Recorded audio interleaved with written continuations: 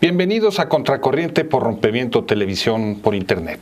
Soy Luis Hernández Navarro y hoy nos acompaña en el estudio directamente desde Buenos Aires, Argentina, Daniel Feierstein. Daniel es director del Instituto de Investigaciones sobre Genocidio y uno de los más grandes conocedores sobre la problemática del genocidio en el mundo. Daniel, muchas gracias por acompañarnos. No, gracias a ti, Luis.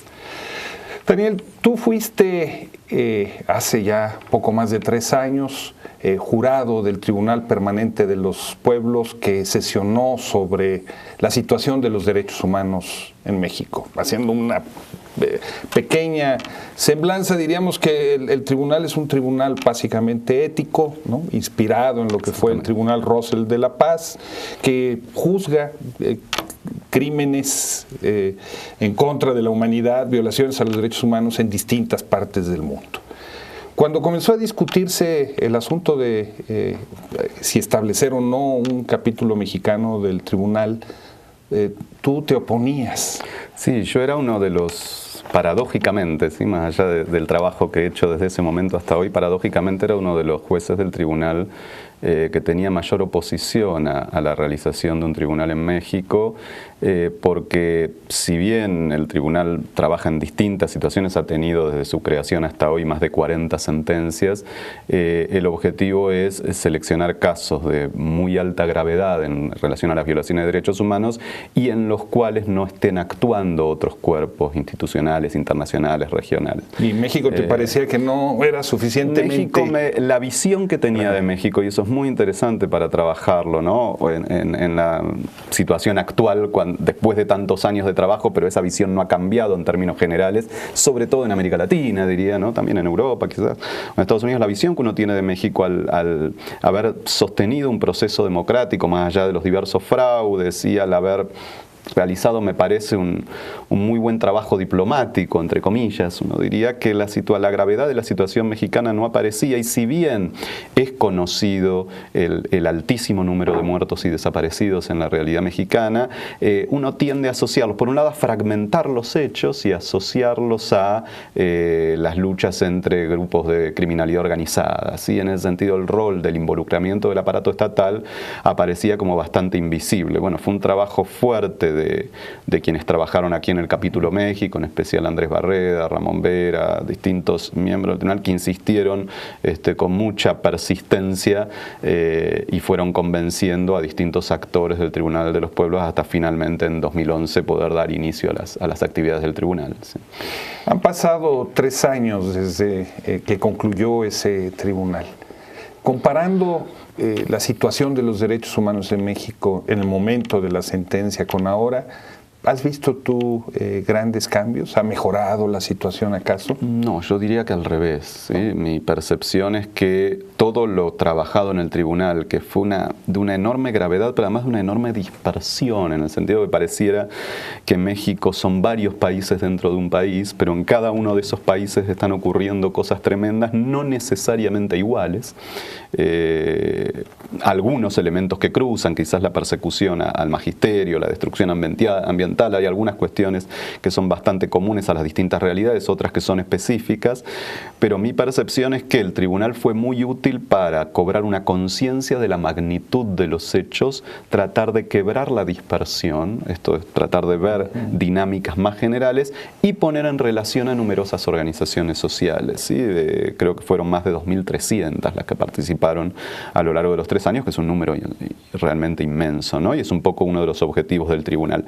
Pero al ser un tribunal de opinión, que es la característica del Tribunal de los Pueblos, y paradójicamente al no haber incidido, cosa que en otros casos sí hubo mayor incidencia en los organismos internacionales, pero decía, dado este rol de la diplomacia mexicana en permanentemente disminuir y desviar la gravedad de las denuncias, mi percepción, observando la puesta en común que se hizo cuando vine aquí en noviembre del año pasado entre un conjunto de organizaciones y también lo que hemos trabajado en este mes de febrero, que la situación no solo no ha mejorado, sino que se ha agravado. ¿Sí? ¿En qué sentido se habría agravado? Me parece que por la profusión, la multiplicación de ese tipo de acciones, o sea, el mismo tipo de acciones, pero con mayor nivel de con mayor nivel de ejecución, podríamos decir también porque la impunidad genera que eso parezca que puede hacerse sin ninguna consecuencia, ¿no? Justo cuando estábamos cerrando las sesiones del tribunal fue el hecho de Ayotzinapa. De hecho, así se tituló esa sesión, ¿no? Exactamente, bajo la sombra de Ayotzinapa, porque ocurrió exactamente 1 o 2 meses antes de la sesión final y cuando estábamos desarrollando la audiencia final en el momento de las grandes manifestaciones por Ayotzinapa. Pero esa reacción social y esas grandes manifestaciones, al no haberse podido articular con otros hechos, como que si bien se generó un proceso de investigación, ese proceso de investigación está más o menos trabado, uno podría decir, no ha logrado después de 3 años, digamos, ¿no? tener mayor posibilidad de quebrar la impunidad, y entonces, por nombrar uno, aparece un hecho como Nochixtlán, ¿sí? Donde de pronto uno puede observar el mismo tipo de lógica y donde también, pese a que existe una causa judicial, pareciera que todas las investigaciones tienden a conducir siempre a punto muerto. Sí, me parece que esto genera como un aumento y una profusión de estos hechos y sobre todo la gravedad es que en todo este conjunto de hechos siempre aparece esta vinculación que diría que es nueva en términos de pensar procesos genocidas. Nueva no quiere decir que no exista hace 10 años, pero nueva en relación a cómo pensar los genocidios modernos del siglo XX, que es, podríamos decir, la tercerización de la violencia. Sí, esto es, que el poder político está involucrado, pero que en algunos casos, no en todos, en algunos casos actúa a través de sus fuerzas armadas y sus fuerzas de seguridad, pero en otros hay un vínculo bastante complejo y preocupante con la criminalidad organizada que actúa como una especie de tercerización de la violencia estatal. Entonces puede ser presentado como un hecho vinculado a una lucha entre grupos narcos, pero en realidad se trata de un hecho vinculado a lógicas de represión social interna. Este proceso de tercerización, no es exclusivo de México. En las guerras que ha emprendido Estados Unidos ha subcontratado a actores empresariales particulares para labores que antes estaban reservadas a su ejército, ¿no? Hay como una transformación del funcionamiento de la figura estatal y esto tiene que ser contemplado en la legislación y la construcción de normas en derechos humanos, porque si no es un modo de escapar al control legal, ¿sí? En términos de decir que el Estado puede decir que no son ellos los que desarrollan las prácticas, en tanto en algunos casos no son las fuerzas bajo su control, pese a que son fuerzas que, en el caso de Estados Unidos, son fuerzas privadas contratadas, y del mismo modo funciona, pero quizás con más complejidad el contratar a fuerzas ya no de empresas privadas que tienen su ejercicio de la violencia como una especie de negocio, sino a empresas privadas pero que funcionan por fuera de la ley, ¿sí? En el marco de la lógica de la criminalidad. Tú eres un especialista en genocidio. ¿Cómo nos podrías explicar en qué consiste el genocidio? Hay muy distintas definiciones del genocidio. A mí lo que más me gusta, yo como que trabajo en dos planos, ¿sí? Por un lado, la que más me gusta es la forma en que concibió el genocidio quien creó el concepto, que fue un abogado judío polaco que se llama Rafael Lemkin, y que planteaba que un genocidio es el intento de destrucción de la identidad nacional de los oprimidos y el intento de imposición de la identidad nacional del opresor. Y a mí me parece que es muy rica esta definición porque lo que plantea es que un genocidio va más allá de aquella gente a la que destruye, sino que el objetivo es el conjunto de la sociedad y que el objetivo es, por un lado, transformar la identidad, destruir un tipo de identidad e imponer otra, en los que quedan vivos, no en aquellos a que se aniquila, que digamos, no tendría sentido trabajar en su identidad, y segundo, que eso está vinculado a la opresión. ¿Sí? Estas dos características me parecen centrales.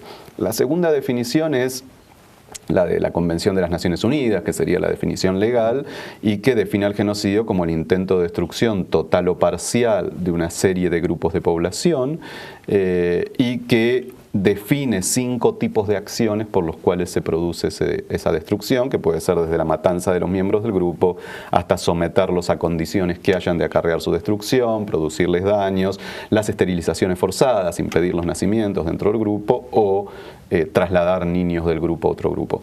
Esa definición tiene el problema que no incluye a todos los grupos de población y entonces ha dado lugar a muchas discusiones. Y a mi modo de ver, eso en algunas jurisprudencias, muy en especial en el caso argentino, se ha logrado resolver en términos de que, en definitiva, tal como pensaba Lemkin, todo proceso genocida es la destrucción de la identidad del grupo en el cual se desarrolla ese proceso, la destrucción parcial de esa identidad. Y como esa identidad es nacional, está de acuerdo con la Convención sobre Genocidio y puede permitir explorar un grupo de casos más amplio, ¿no? Daniel, en el caso mexicano ha habido una larga discusión sobre si el proceso que arranca con la masacre del 2 de octubre de 1968 y después con la Guerra Sucia constituye genocidio o no. Hubo quien trató de construir toda una causa legal en ese terreno, y sobre si en la actualidad vivimos una situación de genocidio o no. Tú, con el conocimiento que tienes del país, ¿qué concluirías? Eso fue algo que fue una discusión muy rica en estos 2 talleres que pude hacer aquí en noviembre del año pasado y ahora, ¿no? Hasta el viernes pasado, en febrero de este año. Y también diría que hay varias cuestiones que no se han compartido tanto entre las organizaciones sociales mexicanas. Yo creo que está muy bien que menciones los 2 procesos, porque creo que son 2 procesos distintos. Ahora, paradójicamente, creo que ambos se ajustan a ambas definiciones de genocidio, la más, podríamos decir, la más histórica y conceptual de Lemkin o la legal de la Convención. Creo que en ambos casos, pero con características distintas, en el sentido que es distinto el modo en que se ejerce la destrucción. En el proceso de lo que se ha llamado la guerra sucia, a mí no me gusta mucho el concepto, no nos gusta en Argentina de guerra sucia, porque implicaría primero reconocer que hay una guerra y segundo que habría alguna guerra limpia, así creo, me gusta más pensarlo en términos de la doctrina de seguridad nacional. Creo que efectivamente en un periodo que me resulta difícil cortar, en México necesitaría todavía más información, pero diría que más o menos podríamos ubicar entre el 68 y el 82, por poner algún plazo. México fue parte de la destrucción, o sea, del conjunto de procesos genocidas que asolaron América Latina, pero que fue más difícil observarlo porque junto a Colombia fueron los 2 casos en los cuales eso no se dio de la mano de una dictadura militar. Y entonces al sostenerse el proceso institucional en México y en Colombia, se volvía más difícil ver que en realidad era el mismo conjunto de acciones, el mismo tipo de persecuciones, el mismo tipo de destrucción, incluso hasta las técnicas de arrojar los cadáveres con cemento en mares. Sin embargo, no pudo ser identificado como tal. Pero paradójicamente lo que no conocía y he podido ver en este trabajo con los abogados del Comité del 68 es que han logrado que en una causa judicial en los tribunales mexicanos estos hechos sean reconocidos como genocidio en tanto intento de destrucción parcial del Grupo Nacional Mexicano. Entonces, a nivel conceptual la causa fue exitosa. Luego, Luis Echeverría, que por lo que me contaba estuvo alrededor de 1 año y medio en prisión domiciliaria como responsable de esos hechos, recupera la libertad en función de cuestiones de imputación.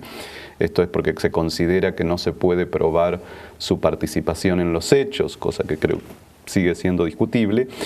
Pero más allá de esta cuestión concreta de la posibilidad de imputar a Echeverría, lo que sí reconoce el tribunal es la existencia del genocidio. Es una información que me parece que no es tan presente en la sociedad mexicana. El otro proceso que planteabas, que también me resulta difícil ubicar, pero que es claro que está ocurriendo en este momento, no sé si ponerle un punto de inicio en el fraude del 88 o en la firma del Tratado de Libre Comercio en el 94, quizás hay que ver dónde comenzar a ubicarlo, pero tiene que ver con un proceso de destrucción que apunta a desmembrar el conjunto del tejido social mexicano. Y creo que esto tiene que ver con la transformación de un modelo productivo, ¿sí? En algún punto tener que, en términos de Lemkin, esta idea de que hay que destruir la identidad nacional de los oprimidos.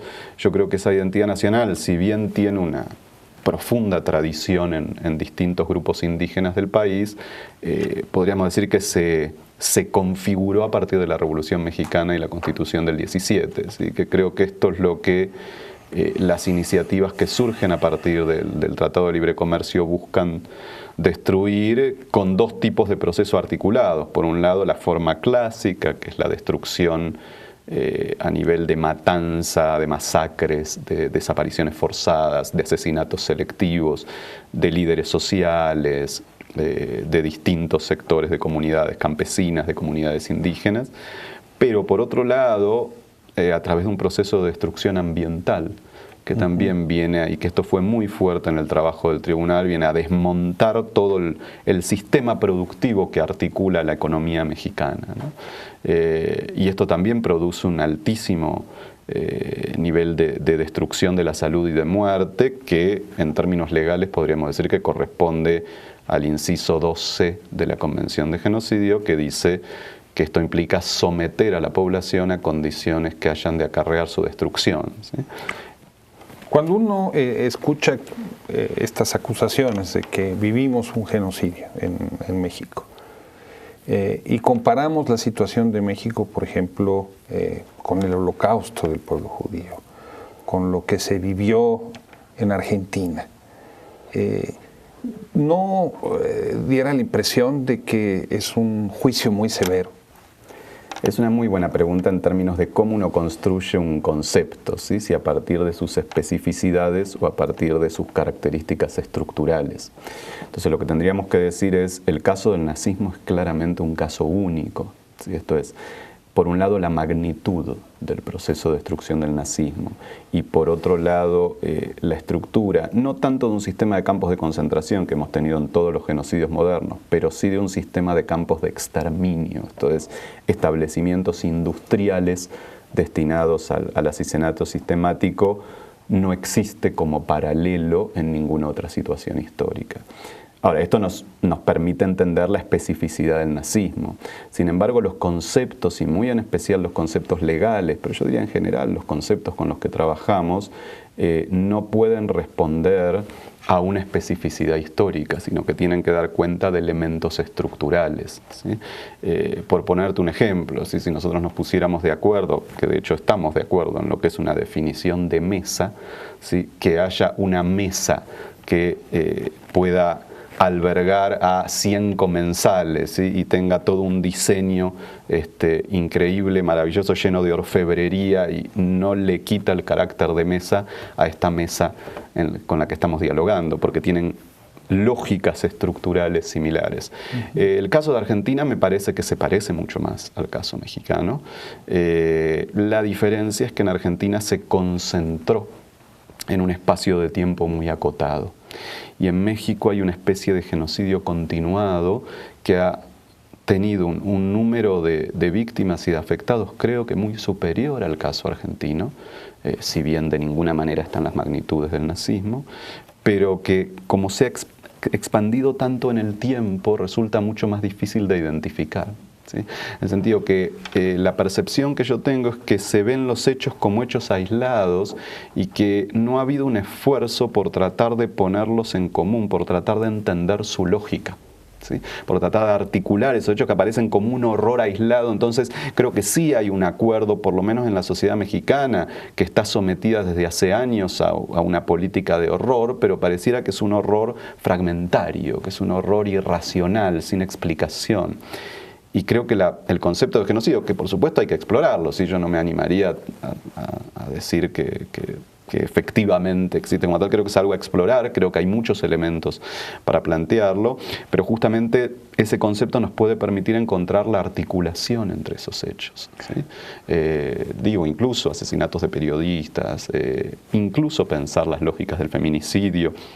Otros hechos, asesinatos de sacerdotes, nos comentaba en el taller el padre Alejandro Solalinde, digamos que también los están relevando, sobre todo sacerdotes vinculados a comunidades de base, que tiene que ver justamente con el desmembramiento de un tejido social, pero si uno solo observa la crueldad de un asesinato, o de 2 o de 5, no puede recomponer la articulación del proceso. Sí, una cosa que me llamaba la atención es que no hay estimaciones sólidas del conjunto de víctimas en México en ese periodo. Se revolean cifras de lo más distintas y no hay un trabajo sistemático para por lo menos tener una primera aproximación de cuál es la magnitud del proceso del que estamos hablando. Si hablamos de genocidio, hablamos de genocidas.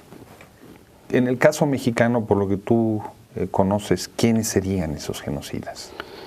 Yo creo que es lo que hay que comenzar a investigar, investigando los elementos en común entre esas prácticas. Sí, me parece que es un trabajo que todavía no se ha hecho.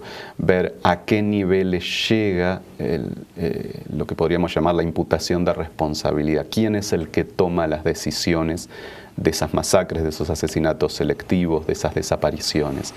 La imagen más difundida, y es lo que a mí me generaba dudas con respecto al capítulo México del Tribunal de los Pueblos, es que esas decisiones se tomarían en cuadros medios de organizaciones criminales. ¿Sí? Si esa fuera la situación, o cuadros medio altos, si lo que fuera es una situación de violencia por la disputa de un mercado criminal, uno podría decir que no hay una intencionalidad manifiesta en un aparato organizado de poder para cometer una serie de asesinatos. Lo que me empezaban a demostrar las organizaciones de aquí de México, y que creo que es un trabajo muy importante hacer, es que esto no es así, que cuando uno le entra a cada caso, empieza a ver las vinculaciones con el poder político en sus distintos niveles, local, regional, nacional, ¿sí? Federal.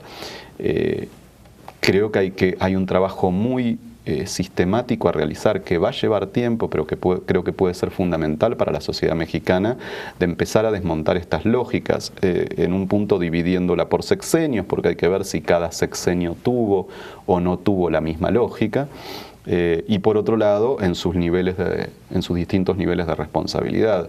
Y creo que de este modo va a surgir la posibilidad de imputación. Me parece que en el caso de los hechos del 68, del 71, el involucramiento del Poder Federal estaba muy claro. Creo que también lo va a estar si uno hace un trabajo muy sistemático de muchas de las masacres de los 90 hacia aquí. Pero bueno, no es algo que se pueda formular así a boca de jarro, ¿no? Creo que es un trabajo que se requiere hacer, y ahí creo que sería muy necesario poder articular organizaciones sociales con equipos legales para poder encarar esta tarea. ¿Dónde se juzga los delitos de genocidio? Bueno, hay distintas instancias. Yo creo que la primera instancia es la instancia nacional, ¿sí? Que es al primer lugar al que uno le tiene que exigir esto. Y paradójicamente, te decía, no se ha revelado una instancia inútil, ¿sí? En este sentido, la causa del 68 fue caratulada como genocidio, y las otras causas que se están llevando, al ser tan particulares, ni siquiera han apelado a la posibilidad de pensarse como figuras, por un lado la más fragmentaria, pero también existente, de crímenes contra la humanidad, o pensar que no es posible pensar en un caso, sino que requiere articular una serie de casos en organizar una causa por la figura de genocidio que dé cuenta de esa articulación y conjunto de masacres y procesos de destrucción, asesinatos selectivos, por eso decía, desapariciones. Creo que en la medida en que se puede hacer eso, la primera instancia es la justicia mexicana federal. ¿Sí? Agotada esa instancia, si en sus diversas apelaciones demostrara una articulación con la impunidad, bueno, existen distintas instancias regionales e internacionales. Argentina apeló al principio de jurisdicción universal, abriendo causas en justicias de otros estados. Tenemos a la Comisión y a la Corte Interamericana de Derechos Humanos. Bueno, aquí está el caso de la desaparición, se me fue el nombre, porque creo que es Radilla. Rosendo Radilla. Radilla, que creo que ahora está teniendo justamente un fallo muy desfavorable para el Estado mexicano, precisamente, en un caso de desaparición forzada, y tenemos los organismos de Naciones Unidas también, con lo cual hay toda una secuencia de espacios de acción, pero creo que la forma es empezar por el lugar que hay que empezar, que es la justicia mexicana, sobre todo aprovechando este carácter contradictorio, ¿no? Que decíamos, México, por lo menos, no sé si lo implementa, pero aunque sea, vende, podríamos decir, o hace de cuenta que tiene un sistema institucional funcionando, y por lo tanto hay que recurrir a ese sistema institucional. Y en todo caso, si no da respuesta, existen los mecanismos para seguir avanzando. Daniel, ¿tú creerías que para poder frenar este proceso de violación a los derechos humanos es necesario construir esta causa alrededor del genocidio? Yo estoy convencido por varios motivos, ¿sí? No solo por la capacidad de condena. Primero porque si se llegara, que no es fácil, pero si se llegara en algún caso a condenar a un responsable político de alguno de estos procesos, eso constituye el mejor sistema de prevención para su continuidad. Es esto que planteamos. Yo creo que la impunidad implica la facilidad de la reiteración, ¿sí? Cuando no existe costo político por una acción, el genocidio, los crímenes contra la humanidad son delitos muy diferentes del otro conjunto de delitos. Podríamos decir que en el delito común la racionalidad no juega un rol muy importante, ¿sí? Alguien que está en una situación muy difícil, social, económica, no lee el Código Penal a ver qué le puede ocurrir cuando comete un delito. Pero en el caso de delitos de Estado, son delitos profundamente racionales y por lo tanto la impunidad garantiza su reiteración y la posibilidad de condena, aunque sea de muy pocos casos, hace que cada uno pueda pensar que eso le podría ocurrir y que pueda recurrir a otras acciones políticas que no pasen por la destrucción. Esto por un lado. Pero me parece tanto o más importante, y aquí tomo la experiencia argentina, también poder producir un proceso de reflexión colectiva en los movimientos y las organizaciones sociales en México para poder quebrar la dispersión y la fragmentación y tratar de comprender qué es lo que le está pasando a la sociedad mexicana. Y creo que en ese sentido, aún sin ganar ninguna causa judicial, ese objetivo es muy potente porque además fuerza al sistema institucional a tener que desnudarse en el sentido de su impunidad absoluta o tener que seguir su funcionamiento y por lo tanto poder hacer lo que tendría que hacer, ¿sí? Y me parece que en este sentido no van a ser ni las procuradurías ni las fiscalías las que desaten ese proceso, porque el Poder Judicial está profundamente inficionado por el poder político, pero sí existe la figura de la querella, ¿sí? Y por lo tanto creo que las organizaciones sociales pueden darse un trabajo de comprender lo que está ocurriendo, de estructurarse como querellas colectivas, esto es, no querellas particulares, no solamente representar a la víctima directa, que por supuesto tiene que estar, sino representar un movimiento mucho más amplio que pueda asumir lo que le pasa a otros como parte de lo que nos pasa también a nosotros, ¿no? Y me parece que esto puede tener muchísima potencia para quebrar la fragmentación, ¿sí? Para poder plantear, por ejemplo, que Ayotzinapa y Nochixtlán, por plantear dos de las masacres más importantes del periodo de Peña Nieto, que tiene muchas más a lo largo de todo el país, no están aisladas, que son parte de un proceso político que no depende de algún funcionario al que se le fue la mano, ¿sí? Creo que depende de un proceso de disciplinamiento que busca quebrar la identidad de un pueblo y que es necesario, me parece, poder darse ese proceso de construcción, entender esas lógicas, y el espacio jurídico es una oportunidad para eso. Daniel, muchísimas gracias por estar con nosotros. Esperemos que muy pronto te volvamos a tener aquí en México. Y a ustedes, amigas y amigos, muchas gracias por su amable asistencia el día de hoy. Ya saben, los esperamos la semana que viene aquí por Rompeviento. Hasta la próxima.